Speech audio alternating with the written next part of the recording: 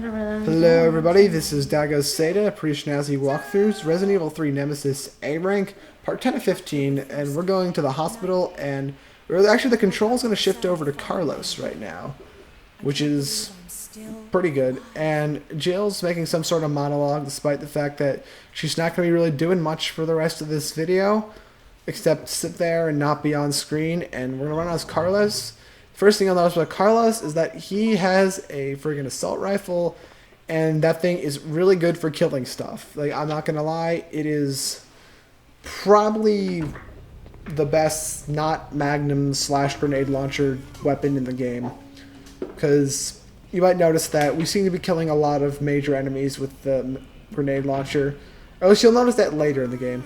I mean, here I thought I can be clever and not get hit, but somehow I managed to dodge and push over 3 of them like that.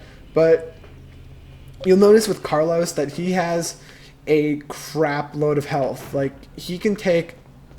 I think there's one time where I got bitten 3 or 4 times and he was still in fine.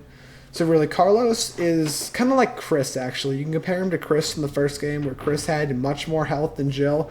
And Jill's game was easier, but she had less health. So think of what you will. Carlos... And being super prepared, like all of the cool people in this game, they're like, okay, let's only bring 1 clip of ammo. And I think this is where I get... Yeah, that somehow poisoned me. But I think it poisoned me. This video is much longer than the other one. Yeah, I know. There's no easy boss fights in this. Or maybe I wasn't poisoned. Oh well. I mean... Crap. What? That message you gave me from the, for Blissy's... thing. What was it? What was I trying to find? What the EVs are. Yeah, I lost that. How? I have so many messages that I just saved them because I thought it was going to be very important. Yeah, okay, so here I decided I'd waste a whole bunch of time waiting for all those zombies to get right next to that exploding barrel down there and just blow them all up at once. But really, I don't get anything from doing that because you don't even have to run past them later, and you'll see what I mean by that when we get there.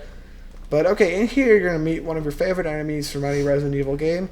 If you've played the first one, you might not recognize them as being green, but in this game they're like kind of Shadow the Hedgehog colors.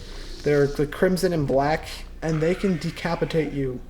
And it's also funny because what's happened to me before, they swipe at my legs. Not my head, my legs, and then my head falls off.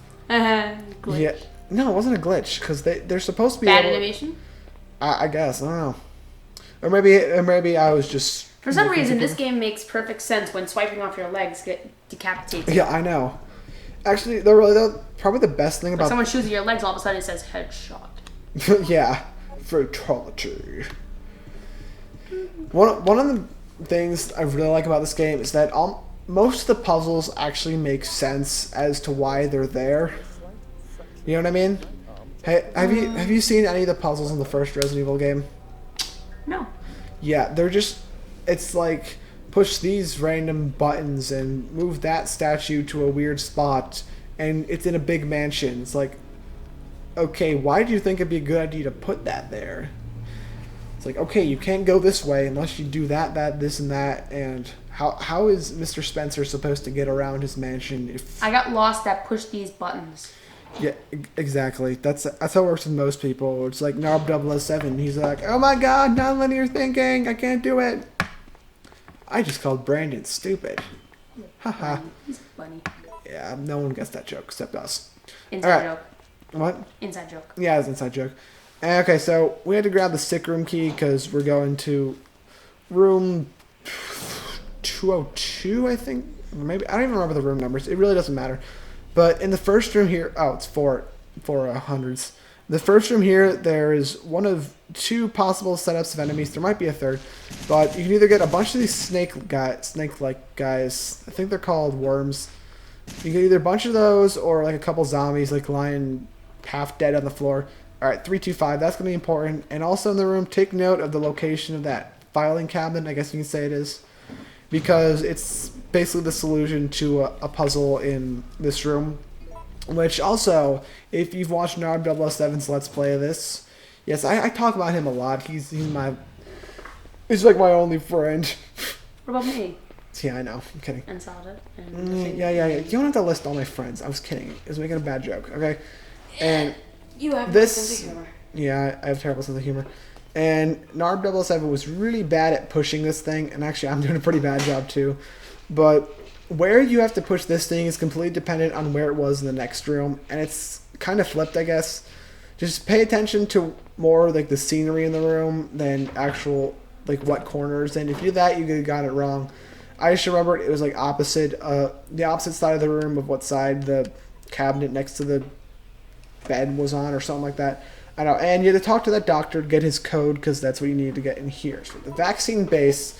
Now we need to go and get the vaccine medium because the whole entire reason we're going to the hospital is, excuse me, is because we were trying to save Jill because she's infected with the virus. And Carlos is just thinking, let's go look around down this hospital that's conveniently placed next to the clock tower. Maybe they'll have the vaccine to the virus that they didn't sell to the public for some reason, despite the fact that everyone's being infected. Oh, you gotta love the government.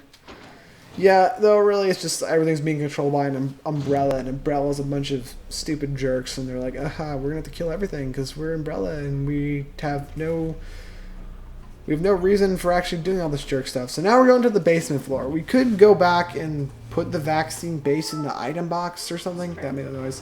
Whatever. So here, a bunch of zombies spawn. I did it again for the second time. What usually ended up happening here was you go downstairs and maybe you'll see like a couple of hunters on your way out or something like that.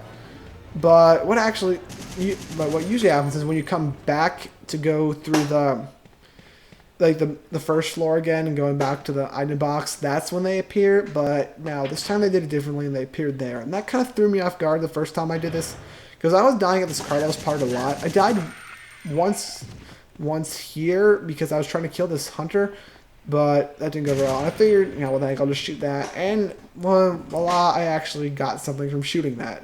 Good for me. The other time was because I was standing right near it trying to shoot the hunter, and then I ended up shooting that thing, and I'm like, oh, you stupid game, I hate you. Whatever. Okay, so this is the medium base. Yeah, you actually have to make the medium too, because it's another puzzle which you can figure out quite easily, and there's sort of an answer next to it. Like on that one table back there was an answer saying, oh, you have to kind of do this for the stuff and the blah blah blah blah blah blah blah, and then but whatever. So actually right now I really have to go to the bathroom. I don't know why I keep making videos now. Yeah, but on the... Must have been that Dr. Pepper. Yeah, chugging Dr. Pepper is whatever. Yeah, if you look on my channel, it says my fuel is peach rings and Coke. But Dr. Pepper is pretty much Coke, but kind of spicy. It's a Coke product. Yeah, it's like spicy Coke. That's the way I can describe it. Yeah, it's spicy at all. No, it has a spice to it. That's why it's called Dr. Pepper. It's a thing. And you notice those guys, they're pretty much the same thing as hunters, except I think they move a little bit slower, and they have another attack where I think they like eat you in one bite or something like that. I don't know. I've actually never seen that attack before, and I probably don't want to because it's just gonna really hurt my feelings when it happens. So I figured now's an appropriate time to heal because in a little bit we're gonna run into some more hunters. Yeah. Oh boy.